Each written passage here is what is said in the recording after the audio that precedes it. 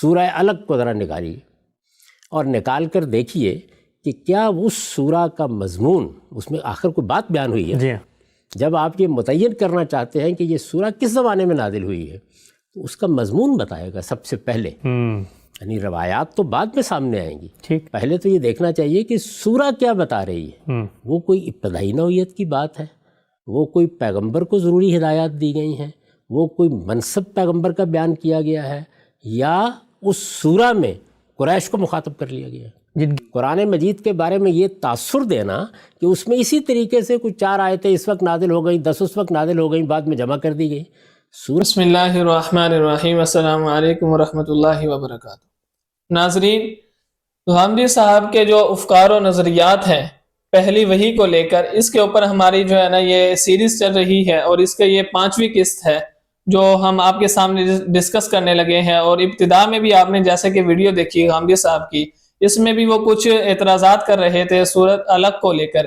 کیا مضامین کے ذریعے سے سورت کو پہچانا جاتا ہے کہ یہ سورت کس وقت نازل ہوئی، اور کیا یہ بھی ہمیں پتہ چلتا ہے کہ کیا حضور صلی اللہ علیہ وسلم کے مبارک دور میں ایک آیت بھی نازل ہوا کرتی تھی، تھوڑی آیات نازل ہوا کرتی تھی، یا پوری کی پوری صورتیں نازل ہوا کرتی تھی؟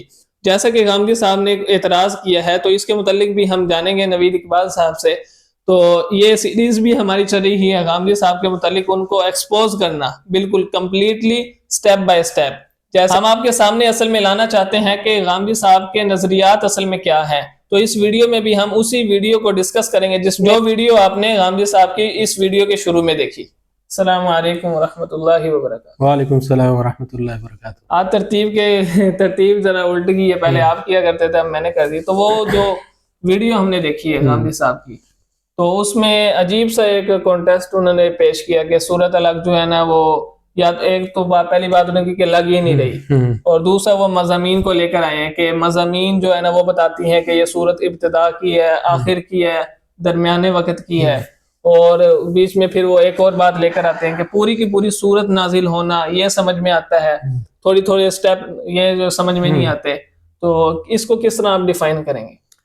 دیکھیں، بنیادی طور پہ غامدی صاحب کا وہی جو ہم جائزہ لے رہے ہیں نا، الحمدللہ پچھلی اقساط میں ہم نے مدلل بات کی ہے، ٹھیک ہے جی، اور اب بھی ہم کریں گے. بات دراصل وہی ہے جو ہم پہلے بیان کر چکے ہیں کہ غامدی صاحب نے اب کسی نہ کسی طریقے سے نا ثابت کرنا ہے کہ یہ پہلے والی جو عمارت ہے نا یہ غلط بنیادوں پہ اٹھائی گئی ہے، اصل صحیح بنیادوں پہ میں اٹھا رہا ہوں. تو اسی کو اب مطلب مزید یہ وسیع کرتے ہیں شبہات. یعنی کہ میں نے اب غامدی صاحب کی ہم دوسری ویڈیو 46 منٹ کی دیکھ چکے ہیں، لیکن غامدی صاحب کے پاس نا کوئی مضبوط دلیل نہیں ہے سوائے چھوٹے چھوٹے نکات کو لے کے نا شبہات پیدا کر دینا. تو اس ویڈیو میں بھی آپ دیکھیں غامدی صاحب بنیادی طور پہ بات پتہ کیا کر رہے ہیں کہ سورہ علق جو ہے نا اس کے مضامین سے ہم جائزہ لیں گے کہ یہ پہلی سورت ہے یا نہیں ہے، کہ مضامین سے جو پتہ چلے گا، روایات بعد میں ہے. ایک بات یہ ہے. دوسری بات وہ کہہ رہے ہیں کہ یہ نہیں ہے کہ 2 4 آیات نازل. دراصل دیکھیں وہ کہہ رہے ہیں کہ جب ہم اعتراض کرتے ہیں نا کہ یہ دیکھیں اس صورت میں تو قریش کو بھی مخاطب کیا گیا ہے، اور ان کے ایسے مضامین میں ایسا ہے کہ ارایت الذی ینہا عبدا اذا صلی، تو یہ تو اس وقت کی باتیں ہیں کہ بعد کی باتیں نماز پڑھنے، اور اس کی ابتدائی اس میں تو لگتا ہی نہیں ہے سورہ علق کی ابتدائی. آپ دیکھ لیں دراصل حدیث میں جو ہے نا وہ ہے کہ پہلی 5 آیات کا ذکر ہے صرف نازل ہوئی، بعد کی آیات کا نہیں. اور غامدی صاحب ترتیب الٹ رہے ہیں. مثال کے طور پہ غامدی صاحب کہہ رہے ہیں جس وقت ہم اعتراض کرتے ہیں نا، یہ اعتراض کیا جاتا ہے کہ اس میں تو قریش کو مخاطب کیا گیا مضامین، تو یہ لوگ کہتے ہیں کہ ابتدائی 5 آیات نازل ہوئی. اس ویڈیو میں ہے یہ غامدی صاحب کا، جبکہ یہ نہیں پتا کہ پہلے ہم کہتے ہیں کہ 5 آیات نازل ہوئی ہے. اعتراض کا جواب نہیں ہے یہ اوریجنل جو ہے نا، یعنی کہ اصل بنیاد یہ ہے کہ روایت کہتی کہ صرف 5 آیات نازل، انہی 5 آیات کا ہم جائزہ لیں گے. اور دوسری بات یہ جو غامدی صاحب کہہ رہے ہیں نا جی ایسا نہیں ہے کہ قرآن پاک کسی وقت میں 4 آیات نازل ہوگی، کسی وقت میں 5، پھر ان کو جمع کر دی. دیکھیں قرآن ایک دوسری ویڈیو ہے غامدی صاحب، اس میں غامدی صاحب خود تسلیم کرتے ہیں کہ یہ نجمن نازل ہوا ہے قرآن پاک، یعنی کہ ٹکڑے ٹکڑے کر کے نازل ہوا ہے. اور یہی تو اعجاز ہے قرآن کریم کا کہ موقع با موقع نازل ہوا ہے. ٹھیک ہے، قرآن پاک اس پہ خود شاہد ہے. ان کا یہی تو اعتراض تھا کفار مکہ کا، لولا نزل علیہ القرآن جملۃ واحدہ، سورہ فرقان کے اندر، کہ یک بارگی نازل کیوں نہیں ہو گیا، تھوڑا تھوڑا کیوں نازل ہو رہا ہے۔ یہود و نصارہ بھی کہا کرتے تھے کہ آپ ہماری کتاب کی طرح لے کر آئیں جو کہ ہاں جی۔ اب آپ دیکھیں موسیٰ علیہ السلام کو اللہ تعالیٰ نے تختیوں پہ لکھا ہوا یا نہیں دیا، وَأَخَذَ الْأَلْوَاحَ، قرآن پاک میں اس کا ذکر ہے یا نہیں، موسیٰ علیہ السلام نے وہ تختیاں پھینک دی، ٹھیک ہے، تختیوں پہ لکھے ہوئے ان کو احکامات مل گئے نا، تو کیسے آپ مشابہت کریں گے قرآن پاک کی اس کے؟ دیکھیں اللہ کا کلام ہے، اللہ تعالیٰ کہتا ہے، اللہ تعالیٰ فرماتا ہے کہ جیسے چاہتے ہیں، جیسا چاہیں ہم نازل کریں۔ تو یہ قرآن کریم جو ہے یوں بھی نازل ہوا ہے کہ کبھی صورت میں پوری کی پوری نازل ہو گئی، لیکن ایسا نہیں ہے کہ ہر صورت پوری کی پوری ہی نازل ہوئی ہو، ٹھیک ہے جی، موقع بموقع نازل ہوتی گئی۔ بعد میں ان کو جب ترتیبی توقیفی کے اعتبار سے ان کو جمع کر دیا گیا، تو یہی تو قرآن کریم کا معجزہ ہے، اعجاز ہے کہ باوجود نجمن نازل ہونے کے اس کے اندر ایک ربط ہے، ایک تنظیم ہے، ایک نظم ہے، ٹھیک ہے جی۔ یہ نہ ہو تو پھر قرآن پاک اللہ کے کلام اور دوسرے کلاموں میں کیا ہو رہ جائے فرق، ٹھیک ہے جی۔ مجھے حیرانگی غامدی صاحب پر ہو رہی ہے کہ قرآن کو لے کر پہلے تو کہتے ہیں میرا جو ہے نا مستدل وہ قرآن ہے، اور پھر اسی قرآن کے اندر جو ایک اجماع بات چلی آ رہی ہے، قرآن کی جو ترتیب چلی ہوئی ہے اس میں ہی کیڑے نکالنا شروع کر دینا۔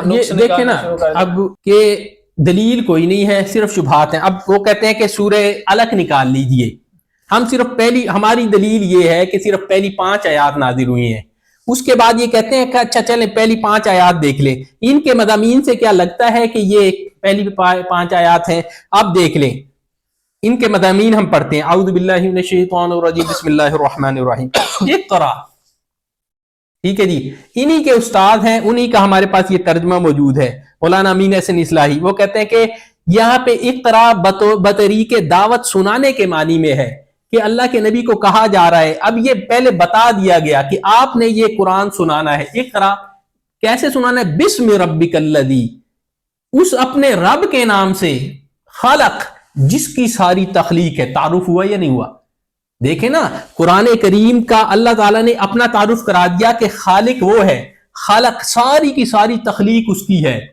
یہاں پہ پتہ چل گیا کہ یہ کلام کس کی جانب سے آیا ہے؟ اللہ کی جانب سے۔ واضح ہو گیا نا، پہلی ہی آیت کے اندر واضح ہو گیا، ٹھیک ہے کہ اور یہ بھی کہ اقرا آپ نے اب یہ سنانا ہے، ذمہ داری بھی دے دی گئی، اقرا سنانا بتا دیا گیا کہ آپ کی ڈیوٹی لگ گئی ہے، اور یہ بھی کس کی جانب سے؟ اللہ کا تعارف ہی ہو گیا، پہلی آیت میں ہی ہو گیا، وہ خالق ہے جس نے تخلیق کی ہے۔ اب دوسری آیت پہ آجیے، پہلی میں عمومی تخلیق کا ذکر آ گیا ہے کہ ساری تخلیق اسی کی ہے، کہ اب کیا ہوگا کہ وہ پروردگار ہے۔ دوسری میں آگے خلق الانسان من علق، اب انسان کو خاص کر دیا گیا کہ انسان کو علق سے پیدا کیا۔ اب انسان کی تخلیق کیوں انسان کو ذکر کیا گیا دوسری ہی آیت میں؟ اس لیے کہ موضوع انسان ہے، انسان کی ہدایت موضوع ہے۔ ہو گیا یہ نہیں کہ لگتا ہی نہیں ہے کہ پہلی تعارف ہو رہا ہے انسان کا، ہو گیا، اللہ تعالیٰ نے اپنا تعارف کرا دیا اور پڑھنے سنانے کی دعوت کا بھی یعنی کہ اعلان کر دیا۔ اقرا وربک الاکرم، اب دوبارہ تکرار اقرا کی آ گئی ہے کہ اپنے رب پہ بھروسہ کرتے ہوئے جو بڑا اکرم ہے، بڑا کریم ہے، ٹھیک ہے جی۔ اب یہاں پہ دوبارہ وہ آ گیا کہ یہ آپ کی ڈیوٹی ہے۔ اب یہ آیات صاف الذی علم بالقلم، اب یہ واسطہ بھی بیان کر دیا گیا ہے کہ انسان کو جو اللہ تعالیٰ علم دے گا وہ قلم کے ذریعے سے، اس نے نون والقلم وما یسطرون، ٹھیک ہے جی۔ آگے علم الانسان ما لم یعلم، اب انسان کو وہ کچھ سکھایا جو وہ نہیں جانتا تھا۔ یہ آیات سے بالکل واضح ہوتا ہے کہ اب انسان کا اللہ کا بھی تعارف آ گیا، سنانے کی دعوت بھی آ گئی، ٹھیک ہے جی، تخلیق کا بھی ذکر آ گیا، انسان کو کس نے پیدا کیا اس کا بھی ذکر آ گیا۔ اب یہ کہ اب علم کا زمانہ آ گیا ہے، تعارف ہو گیا نا کہ اب علم کا زمانہ آ گیا ہے، آپ نے قلم تھام لینی ہے اور علم اس کو محفوظ کرتے چلے جانا ہے، ٹھیک ہے جی۔ اب تعارف علم کا ہو گیا۔ اگلا جو اعتراض کہتے ہیں کہ آگے کلّا آ گیا ہے، ٹھیک ہے جی، یہ ربط پیدا کرتا ہے۔ پہلی بھائی ربط کا تو کسی نے انکار ہی نہیں کیا، اس لیے کہ یہ قرآن پاک لوح محفوظ میں ترتیب توقیفی کے اعتبار سے ہے، ترتیب نزولی تو زمانے کے اعتبار سے موقع بموقع اللہ تعالیٰ نے جیسے چاہا نازل کر دیا، ربط کا تو انکار ہی نہیں ہے۔ پھر یہ کہ وہ کہتے ہیں کہ کلّا ربط پیدا کرتا ہے دوسرے حصے سے، تو کون انکار کر رہا ہے بھائی؟ ٹھیک ہے جی. اللہ تعالیٰ نے ایک موقع پہ اتنی آیات نازل کر دی, دوسری پھر اکٹھے کر دی, تو رب تو پیدا ہونے. اور کل کے بعد کون سا مضمون آ گیا؟ ان الانسان لیطغی. اللہ تعالیٰ کہتا ہے کہ یہ جو پچھلی ساری میں نے تخلیق گنوائی ہے اور اپنا یعنی کہ کرم بھی گنوایا ہے اور تخلیق بھی, اس کے باوجود انسان کی ایک فطرت اللہ ذکر کر رہا ہے اس آیت میں کہ ان الانسان لیطغی, انسان میں سرکشی کا مادہ پایا جاتا ہے, ناشکری کا مادہ پایا جاتا ہے. ٹھیک ہے جی. ایک مطلب اس کی فطرت, یہ عمومی فطرت کا بیان ہے, یہ ایک خاص قریش کے لیے کوئی خطاب نہیں ہے, قریش کو خطاب بعد میں جا کے آئے گا.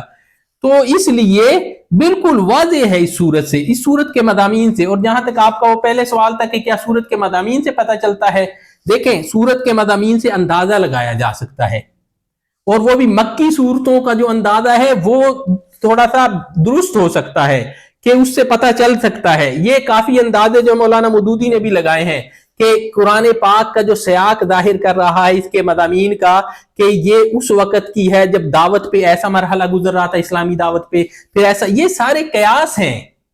ٹھیک ہے جی. یہ سارے قرآن کے مضامین سے آپ اندازہ لگائیں گے نا, یہ سارے قیاسی علم ہے. ٹھیک ہے. آپ کے پاس کوئی مضبوط دلیل نہیں ہے کہ کس وقت کون سی آیت نازل ہو گئی. ٹھیک ہے جی. تو غامدی صاحب کا جتنا بھی پورے کا پورا نظریہ ہے وہ کسی ٹھوس دلیل کی بنیاد پہ قائم نہیں ہے, وہ صرف اس طرح کے شبہات کی اور مطلب قیاس آرائیوں پہ قائم ہے. تو اتنا کچھ ہے, اور کوئی اس کے اندر کوئی بہت بڑی مضبوط قسم کی دلیل نہیں ہے. تو ٹھیک ہے جی, میرے خیال میں آج کافی ہے اتنا آج کے لیے. تو ریگولر بھی ہوتے ہیں, تھوڑا سا کافی وقفے آ گئے ہیں ہماری اس میں, تو انشاءاللہ پھر جائزہ لیں گے اس کا مزید. جزاکم اللہ خیر. السلام علیکم ورحمۃ اللہ وبرکاتہ.